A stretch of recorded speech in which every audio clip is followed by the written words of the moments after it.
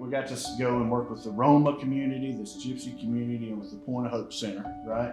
Getting to work with these kids, these Roma children, and this center that's really trying to help to change their lives. Getting there and the whole experience, what is the thing that just really stood out the most? The hope that it brought to the kids. I mean, the way that they would be looking at us is like, I don't know, like we were superheroes. And I think we're the first team to go since COVID. And they were ready for us when we got there. The older kids were out there and they had balloons and they had t-shirts that would spell out welcome. And they sang a song for us in English. And that was really touching to see how grateful they were for our presence. I think that, and we told them that hugs were welcome. You know, they can come give us a hug, give us a high five. And it didn't take but like a second. They all like, you know, tackle Avery and everybody. And those kids are so loving, and even though they have it so rough, you know, they were so welcoming. And that was just incredible to see. No outside people love on them other than the people in their family. They might have mom and dad or just mom, but don't really have that other support. But all these kids, man, they were just all thrilled that we showed up. So I've seen the kids inside the fence and the kids outside the fence, and it was a totally difference between night and day. I mean, the kids inside were clean and respectful, nice, polite. You know, the kids outside were filthy, nasty.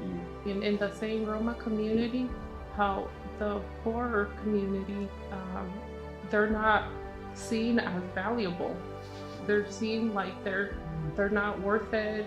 So the fact that Point of Hope is giving them an opportunity to just learn the basics of life and telling them you're valuable, you know, you're worth something. And in the same token, as they're supplying a physical need that they need, with shoes, clean clothes, a warm meal, we're showing them that they're valuable, they're worth something, that Jesus loves them, that there's a plan for their life, and that was huge.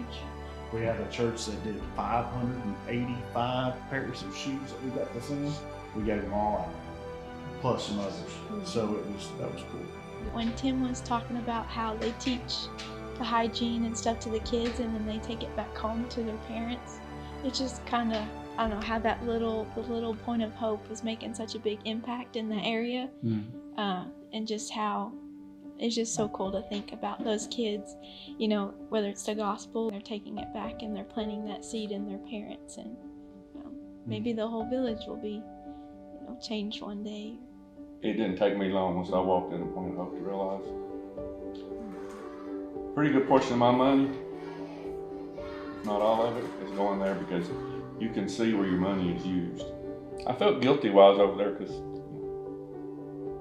I'm not a rich man, but I don't want for a whole lot. These people don't have anything. So I figure I can share what little bit I have and make their life better. The Lord was speaking to us in Costa Rica. We felt a leading to seek it out. And so that's what Costa Rica did for us, and we're working with an organization called Jonah's Joy now. And it's for young girls that are here in our community that have been victimized, and that's the same that we saw when we were in Costa Rica. And Avery, this was your first trip, Yes. right? So what did you think about being part of the mission team? I absolutely loved it, and I can't wait to do it again. I love it. I loved everybody that was there. I wasn't really sure what to expect because there was a lot of people we really didn't know, but I got to really experience, like, share stories, share our testimony, and really kind of like opened up to these people. And I didn't want to lose that. So I love the team.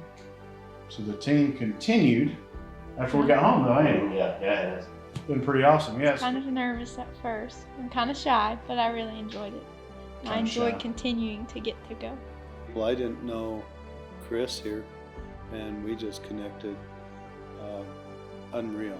It was just an awesome God moment on the trip. It definitely was. And it didn't start off the way it ended up. So it was a movement of God. It really was. And it really read to me and resonated in me getting back from that trip. God is amazing in how He works and what He does to us with these trips. I mean, 100%. He just shows us, because He says, man, go and tell everybody. All of creation needs to know the gospel. And that's our opportunity. But we get to do it right here at home, right?